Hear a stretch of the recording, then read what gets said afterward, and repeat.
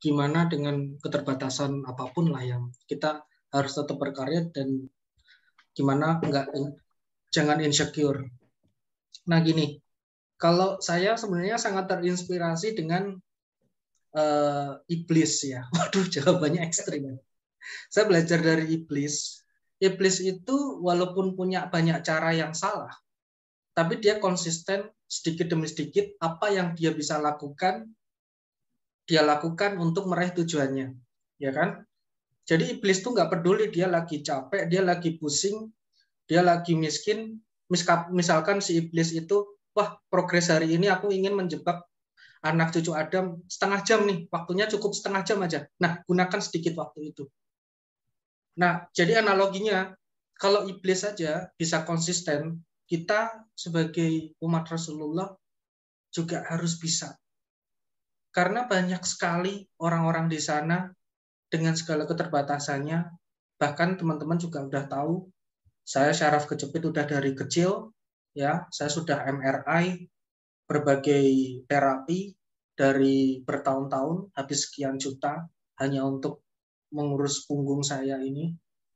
Ya, mungkin teman-teman juga, saya juga terinspirasi dengan teman-teman yang banyak kekurangan dari nggak punya, tapi dengan apa yang dia punya, apa yang bisa dia lakukan gitu. Nah, jadi musuh sebenarnya ada dalam diri kita, ya kan? Kita bisa nggak ngalahin diri kita dengan peralatan seadanya ini, mungkin dengan kertas dan pensil ini apa yang bisa saya lakukan?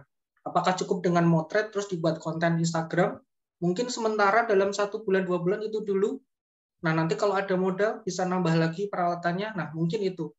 Jadi kita nggak boleh kalah dengan iblis dan orang-orang yang menyampaikan dakwah bukan untuk Allah. Nah, kita itu tujuannya untuk Allah. Kita harapannya di akhirat nanti bisa menjabat tangan Rasulullah. Makanya semangat kita di atas semangat. Jadi kita yang dilihat kita adalah bagaimana kita bisa menjabat dan memantaskan diri kita.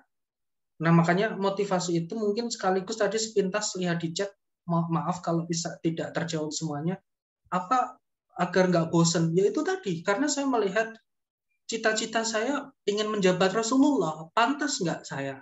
Pantas nggak kita? Nah, kalau kita hanya disibukkan untuk mencari gaji, nanti di akhirat kita ditanya, Anda komikus, Anda punya kemampuan menciptakan konsep visual, kenapa hanya sibuk bekerja dan berumah tangga? Apa kontribusimu untuk Islam? Kita mau jawab apa? Nah, makanya itu, kita harus melakukan yang terbaik.